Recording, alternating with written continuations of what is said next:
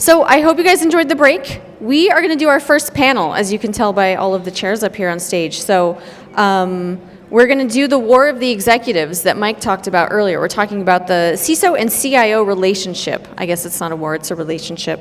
The intersections between both roles are very interesting. You guys have some competing priorities, but they blend very well.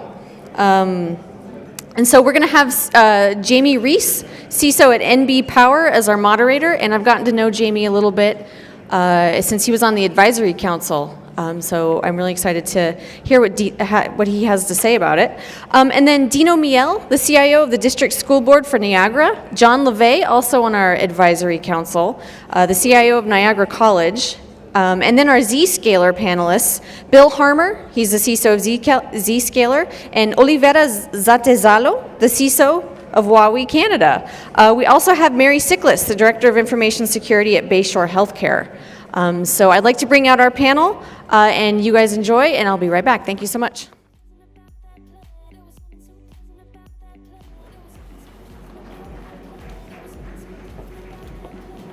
Hey, Amber. There's no easy way. I'm gonna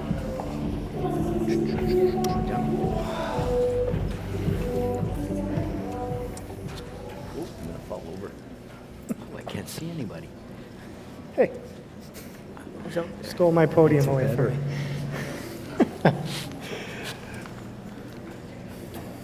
Welcome, everybody. We're going to have a very interesting discussion. I've spent some time with these folks on the telephone calls, as Amber mentioned, and also just backstage here having some brief chats, and I think we're going to get some really great insights.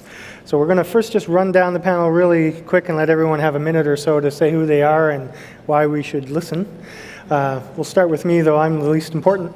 My name is Jamie Rees. I'm the Chief Information Security Officer for a company called New Brunswick Power, which, as that would make sound, is an energy company on the East Coast.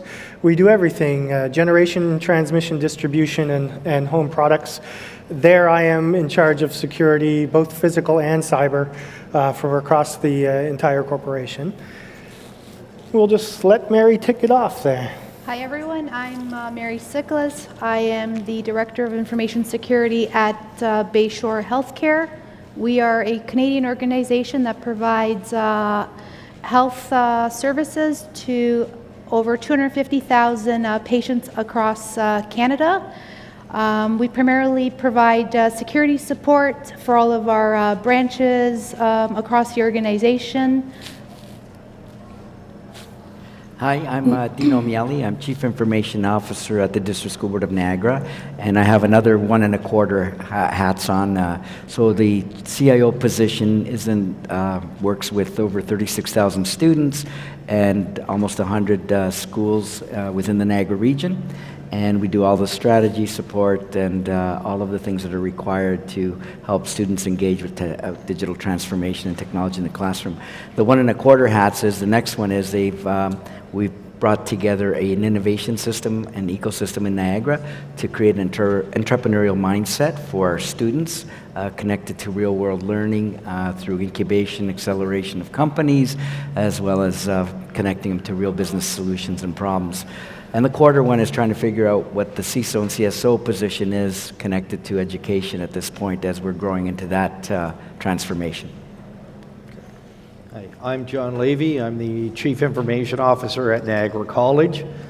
The way I describe my job is if you can't flush it, if it drips on you, or you're hot or cold, that's facilities management. Otherwise, I get blamed for it.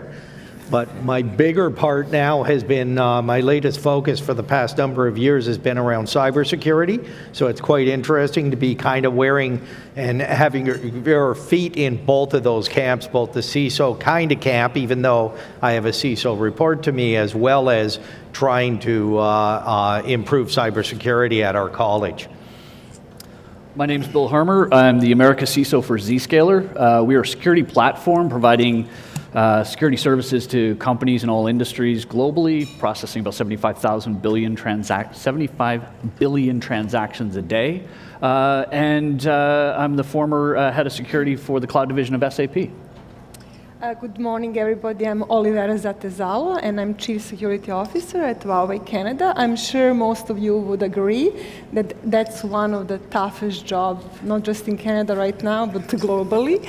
My responsibility is to work in an open and transparent fashion with Canadian government to make sure everything Huawei Canada sells in Canada is up to Canadian laws and regulations. I also run security review program with Canadian government to test all equipment Huawei sells in Canada. Prior to joining Huawei, I had a 20 years very rewarding career with one of the national communication provider, MTS Allstream. And actually, as a part of that role, I built the Managed WAN network for Government of Canada, and this is where I learned most of my knowledge in the cybersecurity. Actually, this is where I gained it. Great, thank you. I'm just going to ask for the folks backstage to click that space bar so our timer kicks off. Otherwise, I believe we're going to go over time because we're going to have a lot of really great conversations. Thank you. So first, I wanted to kick off with a question. I know we talked backstage and in the orange room about this notion of how the CISO and the CIO roles have changed over the years. So I'll just kick off with maybe a brief anecdote about myself. You know, I started doing this type of security work 18 years ago. I was a tech nerd, still am, self-admitted nerd by any result. That moved along, and I moved to corporate security, and I worked with legal, and then I worked with, with CFOs, and the role has changed a lot from being that strict technical focus. You know, now we meet with boards every quarter, and we talk to them about the strategy of the business and how we're protecting that, and it's very risk related. I know I heard a few of you say that's true in my experience. So I'd like to kick off with Mary. Just give us some thoughts around how you've seen the role change in your time that you've been working in. Well, if I had to speak about this within my current position, it has changed, the relationship between CISO and CIO. It's got to be a relationship where both are in an understanding of what is required to do. And I've been fortunate to work with a CIO who understands IT cannot be without security. So it's been very positive. There are times where you tend to butt heads. He understands the risks, but when you talk to him about what that entails and how it needs to be addressed, that's where there's been some challenges. But with time and expanding his overall awareness, we've made some really good progress. We've got a strong relationship, and his support has led to our overall success. Yeah, so I think that very key, that, to spend the time on the relationship is a key point. Dino, do you have something to add there? Yeah, well, at this point in our school districts, we don't have a CISO position, but to give you a little bit of history, the last 2 decades, the CIO position has gone from break-fix technical operations expert, sort of chief everything officer. If something breaks, it's always the CIO's problem. And it's gone to a strategic level. So we're actually at the C-level table in the K-12 system. And I believe that that dynamic position should fill the same way for the CISO position. It should be at a C level with a dynamic opportunity to be strategic more than operational.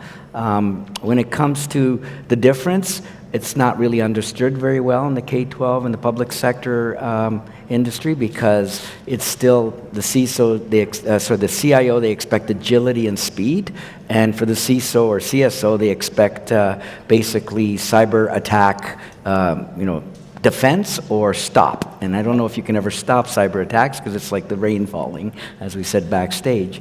So for me, the CISO position is a very key position. It has to be at a C level. I'm not one of those who, where it reports to. The importance is there should be a kinship between a CISO and a CIO, not dynamic tension. And that's what tends to happen when you're facing a lot of problems and things that you're trying to do to keep the lights on. Great.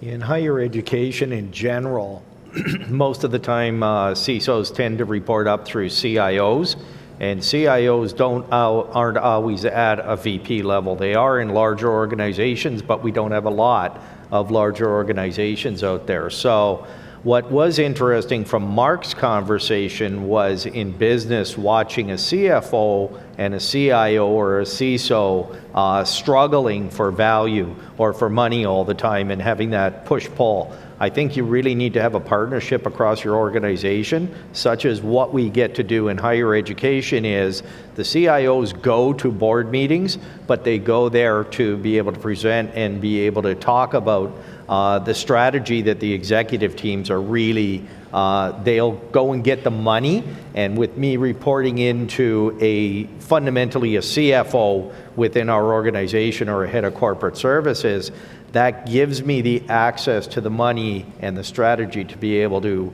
draw on so that we can actually lay out both information security and have it still being blessed and backed by our executive team, so we're not the ones trying to sell it out there. Bill? Yeah, I think John's got a point. And when you start to look at what you're seeing in the evolution of the CIO, CISO roles, Ford said it when they said they're no longer a car company. They're a data company that happens to sell cars. And that's what we're in. We're in that shift now of this, guys like you and I, we came up on the tech side, we learned the technical aspects of it. We can't speak technical anymore. If you go in and start talking technical, you're just a technical person.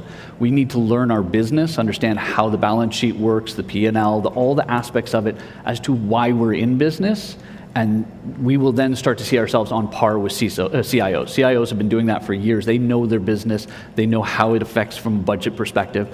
And that's what a CISO now is learning to do. We're seeing that happen a little bit more, which gives you a better balance in discussing the risks that you're looking at when you're having these conversations. You're no longer going in and talking about the number of attacks. That's irrelevant. What is relevant is what's the cost to your business if it happens. And I think that's where we're starting to see a much more even footing. So Hugh was on stage just earlier this morning, and he was talking about moving from tactical to strategic for the CISO. I think that is actually true of the CIO as well, you know, over the course of its lifetime as a career title. Olivera, do you have some thoughts about the maturing Yes. of either of those roles? Yes, thank you. So actually, I would like to reflect on my experience working for the national communication provider. So I worked for them for 20 years, and first 10 years I built and secured IT systems, and then next 6 years I built network and secured network. So when we won Government of Canada contract in 2015, there was a need to come up with a chief security officer, which is actually more than just IT. It's also IT and network security, also personnel security, physical security. So there are 17 different domains that we have to work in to comply with Government of Canada standard. And Government of Canada has a very strict standards. They are using ITSG 33, which is information security guidelines, which is similar to NIST SP 853. So there are 506 security controls that we have to implement across the organization. So at the beginning of that project, I reported to Chief Legal Officer, and that made a lot of sense because we had to put a legal framework to implement this very complex project under the very tight timelines. Then once we figure out the legal framework, it became very clear that now I need a budget. So then they moved me from Chief Legal Officer to Chief Financial Officer, and that helped me a lot build a business case and get like millions of dollars to build a security operations center and to implement all security controls across the organization. So then finally we realized that MTS was going to sell Allstream, and chief security role is going to be the key role because we're going to start negotiating like the sale of Allstream to U.S. company, which is Zayo. So they moved me to report to a president because cybersecurity and privacy was a key during this negotiation process. So over the 2 years, I went from reporting to chief legal officer to chief financial officer to president. It all made perfect sense because of the issues we were facing. So I think that gives me a nice segue into another topic that I wanted to talk about, and I'll let you kind of maybe expound on that a bit, and then we'll work our way back towards me. When you were reporting in these different roles, same role to the different leaders, I think if you want to start an internet fight, today, just say a definitive statement about where a CISO should report to. You're going to guarantee it'll be the most commented tweet you'll send today, I guarantee it. When you were in these various roles, did you find, now I know you said it has helped you because of the different perspectives. You needed to be in legal to accomplish situation X, you needed to be in the president to accomplish something different. Did you find that came with kind of conversely some struggles with other parts of the organization, depending where you went? Thank you for that question. This is an amazing question. So I think to be successful as a chief security officer, you have to have not just strong communication skills, but you have to be friends with everybody in the organization who need to support you. You cannot fight with them. Because if you start fighting with them, you're going to be losing energy, wasting energy. So basically what worked very well for me, that I was with that organization for 20 years, and they put me through the leadership training, so basically they built me up, and they all supported me. So that helped me a lot. And I think my advice is you really cannot be successful if you start fighting people on your team. Your peers, your chief information officer, your chief financial officer, legal officer, they have to be your friends. They all need to understand that your common grounds are issues that you are facing, and the issues that you are addressing are going to be your future successes in the marketplace. So I think this is the key, that it's a communication, and actually not just communication, but focusing on what connects us all, what is the common issue that we are facing. Yeah, she's absolutely right. Large organizations historically have taken future leaders, hypos as we used to call them, and moved them through the organization so they learn the business. And that needs to happen with CISOs. Now, I'm going to make a better statement. They'll start a bigger internet fight. The CISO title should go away. We should get rid of CISOs. We need to have people addressing it from a risk perspective, because that's what it's about. It's not about the security of something, because that implies an end state, that we will be secure. You're never going to be secure. It's never going to happen. You're going to reduce your risk to an acceptable level based on your business, right? And that's how we have to start learning. And you learn that by moving through an organization, by working with finance, working with HR, marketing, all the different portions and pieces of your business, and understanding as you build yourself up to being a much rounder, well thought of person in the organization. Yeah. So before I had my current role with the power company, I was actually the CISO for the province of New Brunswick. And those pieces, if there's key advice that you could hear today, I think what Olivera and Bill have just said are very key. Certainly helped me. Go to all of the different departments and talk to them long before you need their help with anything. Tell them how you're going to help them. Find out what their business is that they're trying to accomplish, and then find ways for your security team to help them get there. And that's a big deal. If you think about where we grew up on the OSI, right? Layers 1 through 7. Leave layers 1 through 7, get into 8, 9, and 10. Right. That's budget, politics, and religion. Yep. Those are the 3 things you're now going to discuss. Yeah, politics and PowerPoint instead of switches and routers, right? That's kind of where we are these days. John, do you have some thoughts on that? My only thoughts are sometimes I've been invited to enough executive team meetings to know that I really personally don't want to be there. They waste a lot of time that I could really put into other things, but I need to know what they're talking about, and I need to have that feedback, whether I get the board minutes / executive team minutes, or how I get that information transferred to me is incredibly important in the relationships that I build.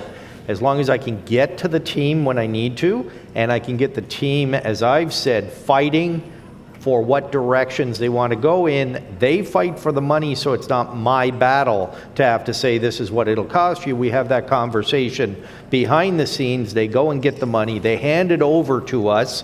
It's their project. We run the project. We move things forward. It works really well because I have that great relationship. If you need the relationship at the senior executive level to be able to get things done, you've got pretty much a power struggle going on within your organization, because your organization should recognize risk needs to be mitigated in whatever way they wish to mitigate it.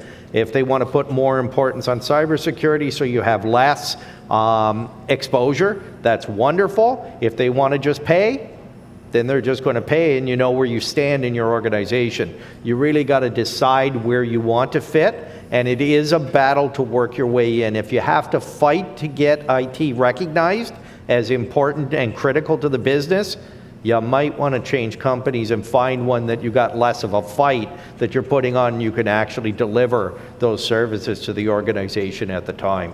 It's just my opinion. I like that comment, and I'll just add something that I think may be interesting, maybe for the panel that we're having this afternoon about talent.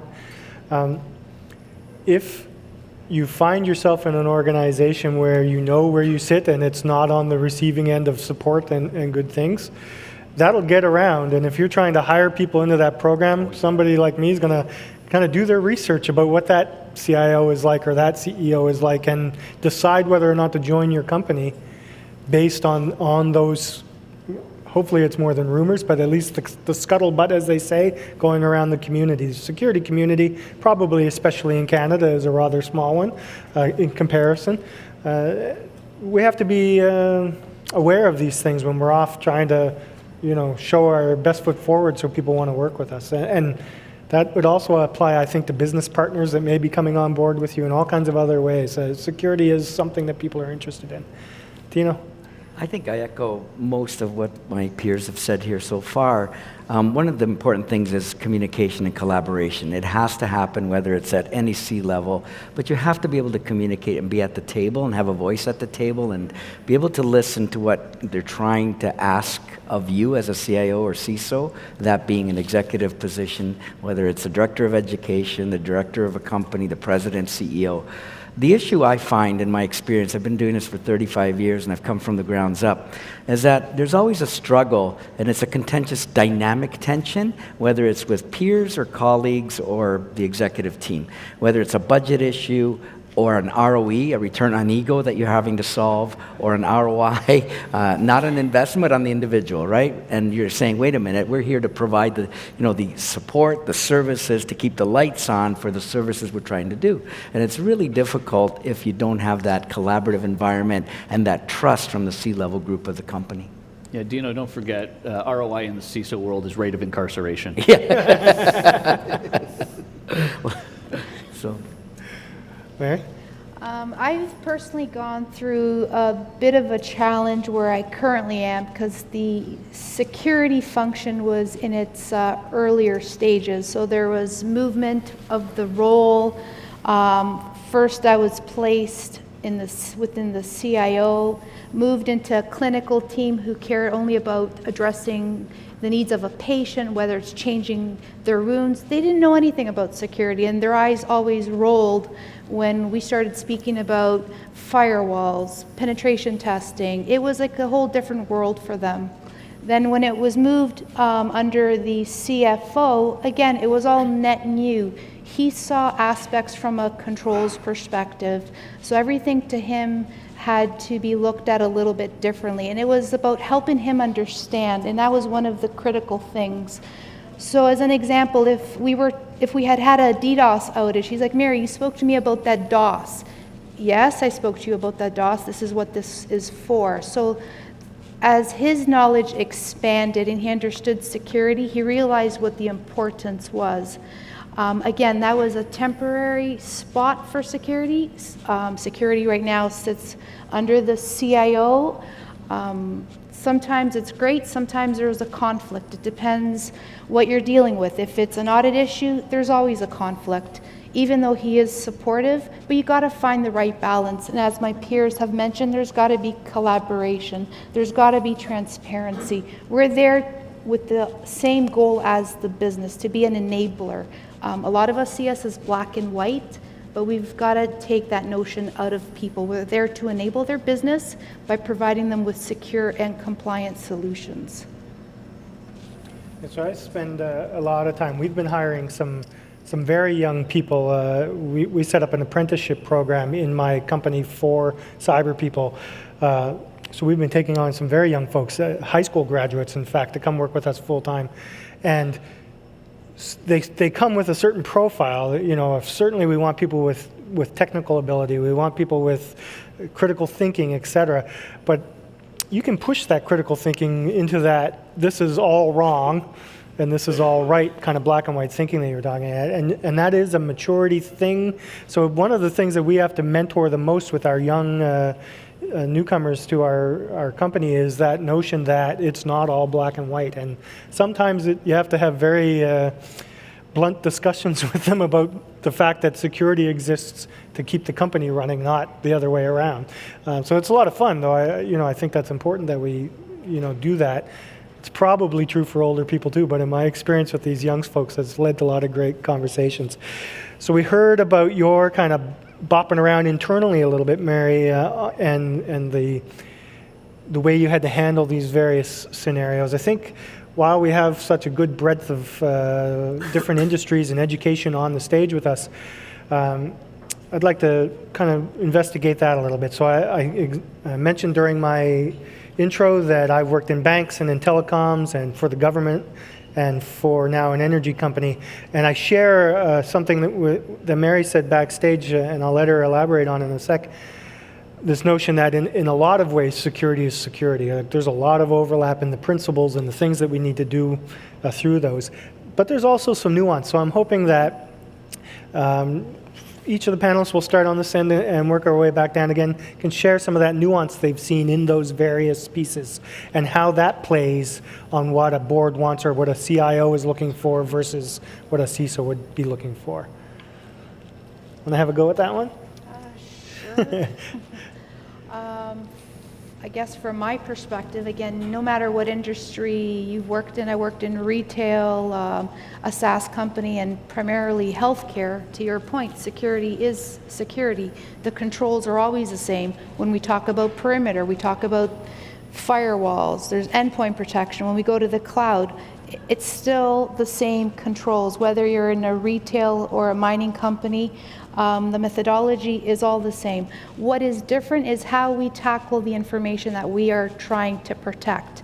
At the end of the day, for where I sit, it's about patient information. So I've got to understand, how is that patient being handled by the PSW who's out in the field, all the way to the IT guy who's administering the firewalls, as an example. So that would be, from my perspective, the biggest area where there would be a little bit of difference due to the different regulations we would have to adhere to, like PIPEDA, PHIPAA. That's what I would have to say. Great. Dina? I like to go back to the roots of that. We need cybersecurity, but it's the cyber safety and awareness that I find to be a culprit in at least our industry. I go back to the times when we used to have to tell an educator or a principal to make sure you do Control-Alt-Delete and put your screen on lock when you walk away from your computer, or don't put your password on front of the monitor, right on top of the monitor, a sticky note. So way back when I was a sysadmin, sorry to interrupt, that just reminded me of an anecdote. Way back when I was a sysadmin, we used to walk around to each other's desks and send notes from the president, because everyone knows how easy it is to forge email headers. So we would do that on purpose if anyone left their desk open. Don't do that anymore. It's not a great thing to do. But it's one of the crazy things we used to do to get people's attention back then. And that's the problem, is that it's going to become accelerated. This connection that always on is expected now from. We get kids that come in iPad ready in grade, in kindergarten or junior kindergarten. So we have to be ready for this new digital transformation that's happening, and this world that's always on. We have to let them know what should you be, what should you know about cyber safety, cyber awareness. What should you know? Because we can work on the security side as best as we can, and the perimeter, as Mary said, all the other areas. But if the culprit is at the end of the keyboard or the mouse, we got a problem. So those are the areas that we struggle with: is how do we get the training in place? How do we get the right people in place? John? I've worked both in public and private over, same as Dino, about 35 years. And what is interesting about security back in the good old days for higher education, we used to have this firewall and we used to open it up and we only used to close the things off that we needed to close off. So I kind of saw it as you could penetrate, you could do anything, because we wanted to have a great educational experience, and we had nothing really to worry about on the backside but grades and some personal information on the backside. as we've gone to more, and I don't want to say client server because it's all kind of cliche, but more distributed information throughout the organization, higher education is taking kind of a different approach, especially with compliance. Going back to the private sector, as a company, you can put a brick in place and you only open up the things that you need to have for your controls or for you to be able to pass the information back and forth. I don't want to say it's easier to administer, but it's something that we've had to get used to, is taking away or zoning in better ways to meet compliance on the back end. What's really interesting is higher education, we don't have a lot of security people, to your point. We're having to train them. And I think we're hearing it in business also, and people are competing and trying to drag people around to have better cybersecurity within their areas. One of the things that I've been trying to really do, and I've got a group together that's really working diligently on trying to develop in higher education. We're not going to get it out of the academic side, but on the administrative side, be willing to actually train up cybersecurity people and be willing to lose them both to business and to other areas that need it, so that we're really populating or pollinating and growing that group, because we just don't have enough people that are focused on security, and it takes years to bring someone along. Just before we let Bill go, I'd like the moderator privilege and inject a little bit of a question about cybersecurity awareness for the people in the school, the children, the students in the school. And I know what we've been working on in New Brunswick, because I've been lucky to be sitting on some of the curriculum panels. There's actually a grade 11 and grade 12 cybersecurity elective you can take in high school now in New Brunswick. And at the lower grades, they actually issue comic books with scenarios. And again, I've been fortunate to work on some of the storyboarding. So the first issue is actually about attacking a power plant, which I'm not sure my boss was really excited about, but it gave the kids something to work with, and it's a lot of fun. In order to kind of bring people into the pool so that you can get them when they're older and they've studied, do you have some thoughts around how that might be a tackle from the education side? Well, in general for students, and probably Dino would comment on this also, cyber awareness has to start with our faculty and our staff really being aware and making mandatory cyber training, and we fish them.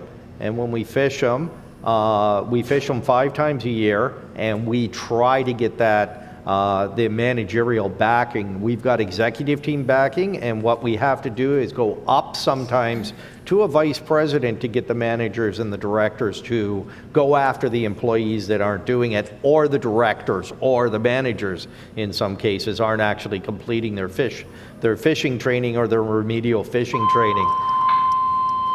That's a test of the fire alarm, I think. Attention please.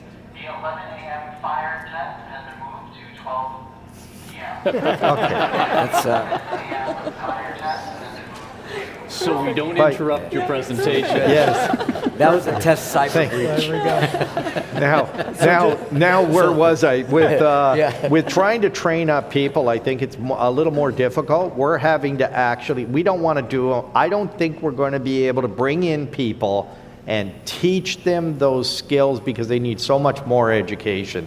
We're taking them from the IT side, and we're actually placing the ones that are interested in it, but we're also doing awareness training across all of IT. And where that's so important is your coders need to be doing secure coding. They should be doing secure coding not just for the PCI compliant material. That should be their standard that they're actually following, so that they just do it as rote directive from that standpoint. So it needs to permeate through the entire organization. You need to, as much as you need to do a technical review, you have to do a security review, and you start to build that group. So it's no longer a couple of people taking care of security.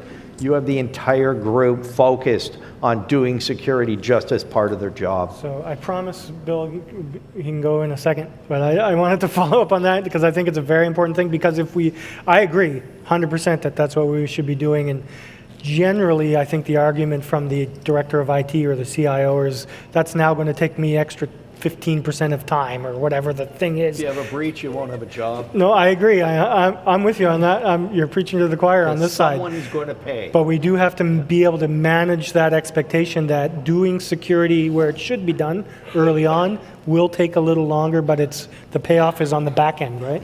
I think if you do it but if it's part of what you do, it's not in the longer run going to take as long because you've built a culture of security awareness on the underlying, and it's short-term pain for long-term gain in your organization. Sorry, Dino. No, that's okay. I'm just a little we'll let Bill envious in go. New Brunswick because I would love should to be. see an elective. Yeah, you're doing great stuff. I mean, you're further ahead there in cybersecurity and safety and awareness that it's difficult. In a K-12 environment, it's difficult to bring in something like cybersecurity or cyber awareness or cyber training. It's okay if you kind of cushion it with cyberbullying and that kind of stuff.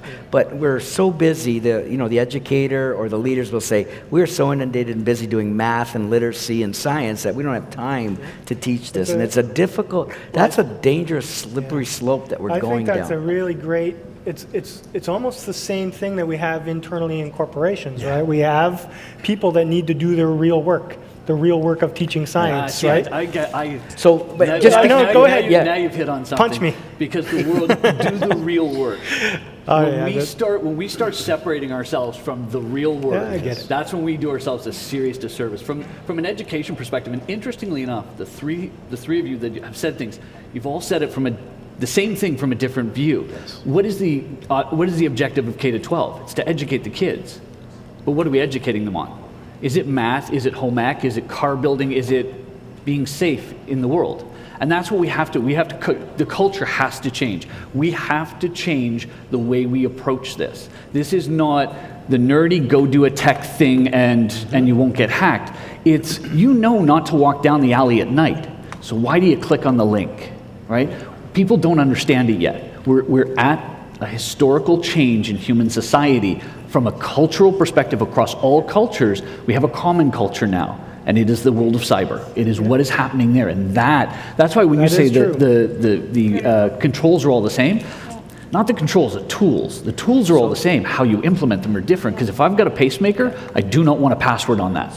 If I have a problem with my pacemaker and I go down, I want them to scan it, no username, no password. I want that information out immediately, because the risk to me is greater than I'm going to die. But when I'm in the hospital, I want two-factor authentication, I want strong controls. It's all about the situation, and we've never taught people to triage things. Yeah, that's true. So you're absolutely right to call me out on the real work thing. And I'm with you on that, but I think, admittedly, in a lot of organizations, there's still that perception, People right? don't understand. And we do have to move that culture forward. This is their job, right? If you're in finance, put me in finance. I'm on a PIP in 2 weeks and I'm fired in 3. That's just not what I do, right? But we expect the financial people to act like security officers, and that's not right. We have to build an environment for them where they can be financial people doing financial things with the conscious thought of, I do finance, I can't let pre-release numbers out before the quarter. I have guidelines, I know where I operate. I just need the understanding of how to operate now. We'll let Olivera have a go first, and then you can come back to you. Thank you.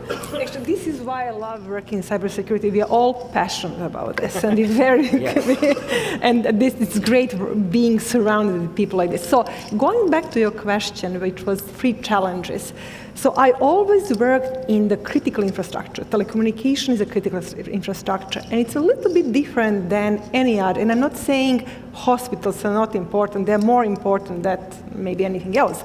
But in telecommunication as a critical infrastructure, you have 3 important areas that you have to worry about.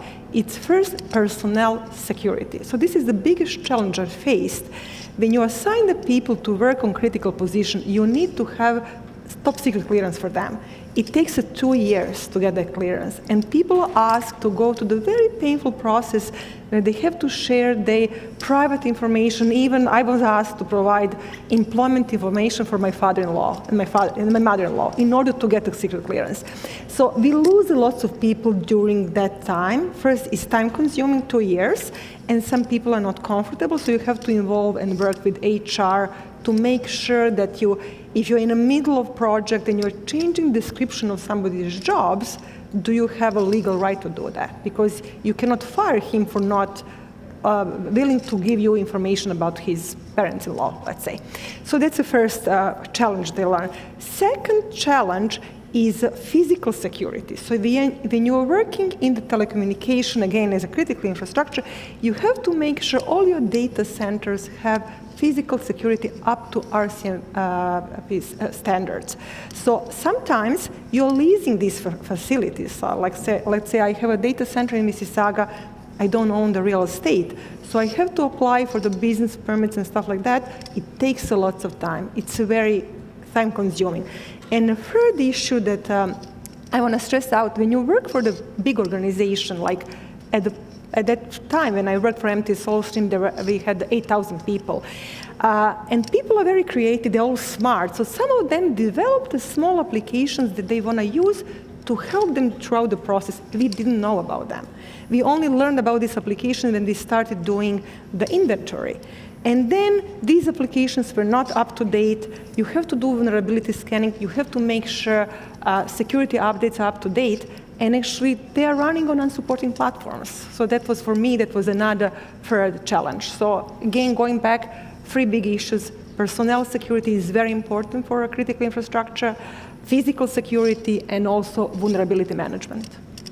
So I'm very happy to hear you talk about physical security, because that is the other half of my job. And when we look at around 500 sites, if we count all of our different distribution and transmission sites, all of which either have station computers or will have as we modernize the grid further, you're right, the physical security piece is very important. And I think Mike from Juniper on stage this morning had a slide that said, if you can't see it, you can't measure it, you can't take care of it, you can't protect it. So that whole asset management, something that a power company does really well, believe me, is asset management, because we know every little nut and bolt that goes anywhere. Surprisingly, we had to mature that on the information side much more over the last few years. Go ahead, Dina. I just want to go back a moment, because I'm passionate about this piece of trying to transform from internally, especially in the education system, and I'm going to speak only in the Ontario, is that we're so busy trying to teach to the test. We're not back to and we're going back to, let's create the student that's a future skilled workforce so that they can enter it quickly, when we're still worried about 20th century teaching. And that is so frustrating for a CIO or anyone in IT, whether it's a CISO or not. So imagine this. I have a perfect focus group. I have 6 children, or we have 6 children, and 2 of them, if the world said you had to go to cursive and driving standard, they couldn't do anything, because they cannot even write their name. Now, yes, being a technologist, I go, yay, it's going to be, speech recognition, they don't need to write, but it's really embarrassing that they're in their mid-20s now, and they can't sign a document. Right? So that's my fear with cybersecurity, cyber awareness, cyberbullying, all of this, is that we have to have a transformation at a policy level and so on. And that's the frustration part, is that teachers have tacit knowledge that they can do things, but they're not allowed to. And they need to teach those kids younger. Grade 11 to 12 is way too late. This should be, look at the kids today. Go to a restaurant and look at the kids sitting there with iPhones, with Samsung, with Huawei's, with iPads. They are holding technology and they don't know what it does, and the parents don't know what it does. We have just handed some of the biggest weapons to everybody and don't understand what they do, and then we're wondering, why does Mirai come out and blast out half the internet? So maybe devil's advocate, nobody rushed the stage. Sometimes CIOs do that inside our organizations. 100%. They hand out this marvelous technology. It's going to change the world. Collaboration. They throw up AWS as a new solution because it's better and faster. Yeah, it becomes a shiny toy. That's why there's such turnover with CIOs for short term. Yeah. So, to be fair, you've got good CIOs and bad CIOs. You've got good security people, bad. You've got good teachers. You've got progressive teachers. You've got all kinds of different pieces. We just have to sit down and really think this through, because we've got technology that's really been handed to the consumer that we haven't even really figured out on the backside. The internet itself has been around, but it was designed with no security. So we're now trying to put standards and practices and band-aids on something that was made for everyone to have access to everything all the time. And we're trying to put control sequences into that. And this is not even going into the cyberbullying and the culture and just the general attitude or the atmosphere that we've created and we're allowing to go on by not catching up with laws, by not catching up. I mean, even the police, I can remember one security breach we had less than 10 years ago where we had to educate the police on what was going on, and we were the investigators, but we had to have them in the room for the chain of custody, but we were doing all the work on it because they didn't have the resources or the capabilities. I actually had one of the investigators was in a class I was teaching at the university, an undergrad computer science class, so that he would better understand what he was trying to do on a day-to-day basis. It is really frightening to see how this evolution is having to happen. It's just not happening fast enough. So again, back to, even though that was my kind of instigator comment there, but it does come back to the relationship and making those things work, right? And so we just have just under a minute left, and I thought maybe we'd hear from Mary again if she had some final thoughts, and then really briefly run down the line just about that. So back to the relationship idea. Well, the only thing I wanted to allude, because we spoke about security awareness, in order to change any organizational cultures, you need to bring people along with you. And in order to make that happen and for them to understand what security is, what they should be doing correctly, you got to build champions. And that's something that we have done at Bayshore. And we've taught them to speak our language in a sense. And that's how more and more people tend to understand security more. So now they're coming to us with suggestions, recommendations, which helps my small team out. I'm only a team of 3. And I'm constantly connected. My job isn't 9 to 5. So by building that extended team, we're talking with the business, it really makes a big difference. Another area that we focused on was doing roadshows across our branches, speaking about security, bringing them along with this journey, because it's got to be continual. Great. And with that, our time's up. They've given us the big red mark. Our panelists will be around all day, I hope. So if you see them in the hallway and you want to follow up, go tap them on the shoulder and say hi and give them some comments. Thank you all for joining us. Thank you. Stick around. We have another great thing coming up.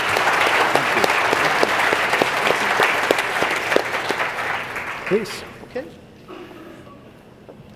Thanks. That was fun. Thank you. Thank you. Thank you. Thank you. Thanks, Great John. job. Thank you. Thanks, Bill. Thanks, Olivera. That was wonderful.